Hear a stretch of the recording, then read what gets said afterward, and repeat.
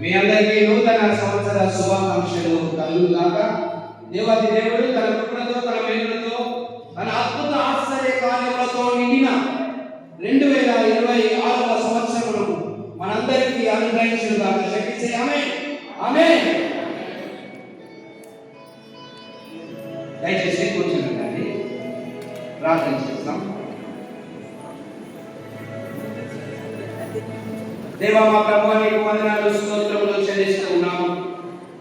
మా జీవితంలో మరొక నూతన సంవత్సరము మీరు దయచేసినందుకు మీకు స్తోత్రములు. కృప వెంబడి కృప, ఆశ్చర్య కార్యములు వెంబడి ఆశ్చర్య కార్యములు, మీ అద్భుతమైన క్రియలు మా జీవితంలో మీ నామమున ప్రతి ఒక్కరూ అనుభవిస్తున్నారు. 2026వ సంవత్సరము నీ ఆశీర్వాదాల సంవత్సరం, నీ క్షేమమును అందించే సంవత్సరముగా, మా జీవితంలో నీ మంచితనం, నీ నమ్మకత్వాన్ని, నీ ప్రేమను అనుభవించే సంవత్సరంగా ఉంటున్నాను. నీ ఆశీర్వాదములు, సమాధానం నిండిన సంవత్సరంగా మాకు ఇష్టాన్ని మీకు స్తోత్రములు చేస్తాను.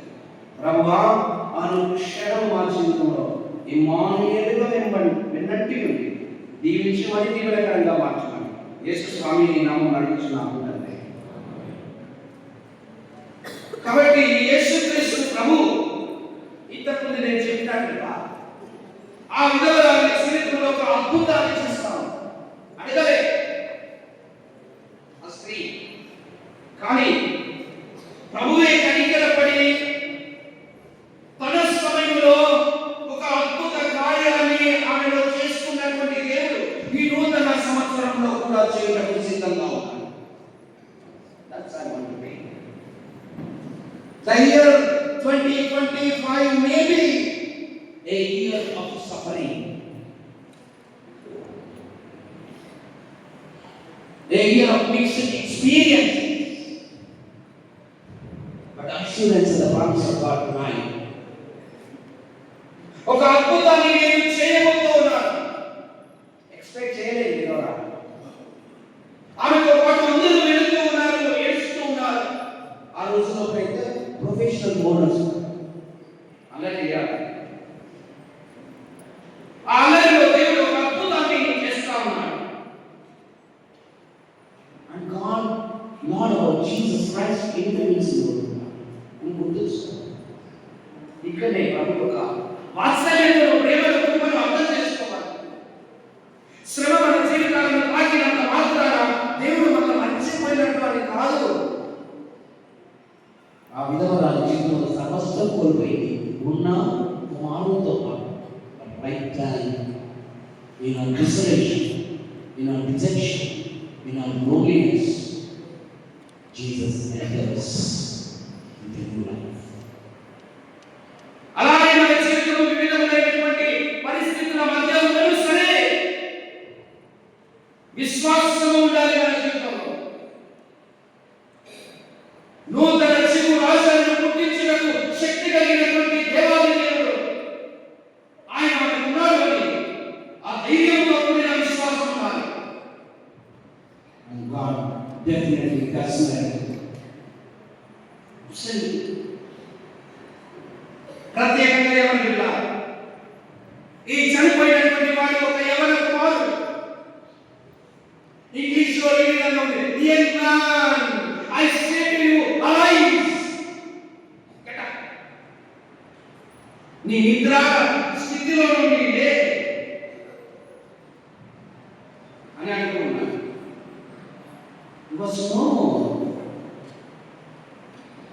కానీ యేసుక్రీస్తు ప్రభు ఆ విధవరాలిపై ఉన్నటువంటి ఆ ప్రేమ కనికరం చేసి మనం లేకున్నాం. ఒక ఆధారం కావాలి. ఆ ఆధారమే కుమారుడు ఆమెను బ్రతికించగలడు, కాపాడగలడు, పోషించగలిగిన ఈ యవనస్తుడైన కుమారుడు అవసరం.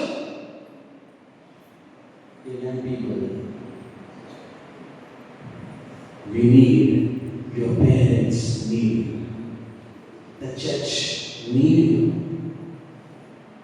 the nation needs you. యేసుక్రీస్తు ప్రభు, the young man, I say to you, get up అన్నాడు. దిక్కుల లేచి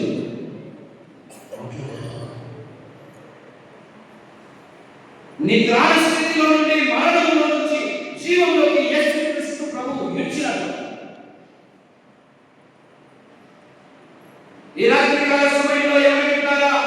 2025 సంవత్సరం నీ జీవితం ఎలా ఉందో నాకు తెలియదు. But God wants to make the 2026 year a beautiful one in your life. And Jesus Christ says to every man, as he said to that young little one, get up, my dear son and daughter. నీ ఆత్మీయ శోభ నుంచి, నీ ఆత్మీయ లేమి నుంచి, నీ వ్యసనంలో నుండి, నీ పాపంలో నుండి ఎవరి బిడ్డ లే, నీ జీవితాన్ని సుందరంగా నేను మార్చు సిద్ధంగా ఉన్నాను. ఎంత గొప్ప వాగ్దానం చేస్తూ ఉన్నాడు ప్రభు. ఆ విధవరాలు జీవితంలో ఒక ఆశ ఉండాలి అంటే కుమారుడు బ్రతకాలి తెలుసు ప్రభు. అందుకని వారిని బ్రతికిస్తున్నాడు. మరణం ప్రజల జీవితాలతో చెలగాటకు ఆడలేదు అని చెప్పి మరణము పైన జీవాధిపతి అయినటువంటి దేవునికి అధికారం ఉంది అని నిరూపించడానికి ప్రభు చెప్తున్నాడు. Things cannot destroy your life. Things cannot ruin your life. Things cannot ruin your life. Jesus Christ is the Lord of life. You must become the Lord of your life. కాబట్టి ప్రభు మీకు ఒక గొప్ప వాగ్దానం ఇస్తున్నాడు. Get up, my dear daughter, my dear son. I want to love you by granting a beautiful life. As the naive of the beauty, loveliness, you might have lost that. God wants to restore. నీ జీవితంలో ఆ గొప్ప వాక్యమును ప్రభు ఆ మెస్సియాగా ఆయన ఇవ్వాలని ఆశపడుతూ ఉన్నాడు. God wants to enter you and he wants to do that.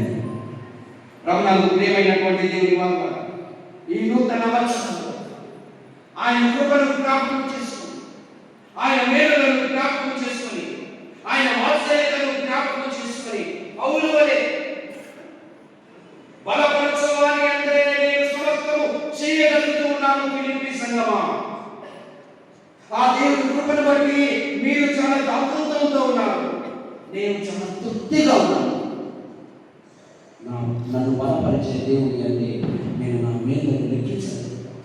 మీరు చేసిన సహాయం చాలా గొప్పది. నేను నా ప్రభువుకు కృతజ్ఞతలను మీకు కూడా కృతజ్ఞతలను అని పౌలు భక్తుడు కూడా ఫిలిప్పీ సంఘానికి తెలియజేశాడు. I want to tell you, I conclude with the 3 sentences. The life in the 2026, we should open our eyes and see the miracles of God. దేవుని అద్భుతాలు, ఆశ్చర్య కార్యాలు మన జీవితంలో మన కన్నులు తెరిచి చూసి లెక్కించగలిగిన ఆత్మీయ పరిణితిని పొందే సంవత్సరంగా ఉండాలి. అక్కడితో కాదు, we must be content. అపోస్తలుడైన పౌలు ఎక్కడ ఉండాలి? చెరసాలలో రోగులో ఉండి రాస్తున్నాడు. I am very happy. అంటే నా శ్రమతో, నా దుఃఖంతో, నా వేదనతో, నా కన్నీటితో నా ప్రభువునకు నేను సమస్తము చేయగలుగుతున్నాను. I am very content. తృప్తి సమాధానంతో ఉండే జీవితాలు జీవిస్తాను. ఆయన పౌలు అనే మాట ఏంటంటే I'm very grateful to God. Be grateful. ప్రభు చేస్తున్నటువంటి అద్భుత ఆశ్చర్య కార్యాలను, ఆయన అద్భుత క్రియలను, ఆయన యొక్క మేలులను మనం జ్ఞాపకం చేసుకుంటూ కృతజ్ఞులమై దేవుని అద్భుత ఆశ్చర్య కార్యాలను అనుభవిస్తూ ఇతరులకు ఆ ప్రేమ, ఆ వాత్సల్యత అందించే గొప్ప అద్భుత సంవత్సరంగా 2026 సంవత్సరం ఉండాలని ఆ యేసయ్యను నేను ప్రార్థిస్తాను. ప్రభు ఇచ్చిన అభయం ఏంటంటే ఆమెతో don't cry, don't weep my mother, this is the promise of God to mind. ఏంటంటే నా సంతోషం, నా జీవితం, నా ఆనందం, నా వాత్సల్యత, నా కృప వెంబడి కృప ఇస్తానని వాగ్దానం దేవుడు నమ్మదగిన వాడు. అలాంటి కృప, అద్భుత ఆశ్చర్య కార్యాలు మన జీవితంలో అనుగ్రహించి 2026 సంవత్సరం విశ్వాస యాత్రలో ఒక మధురమైన, కీలకమైన, అద్భుత ఆశ్చర్య కార్యాల విశ్వాస యాత్రలో గొప్ప సంవత్సరంగా ఉండడం కృపా సమయం దేవుడు దయచేయాలి.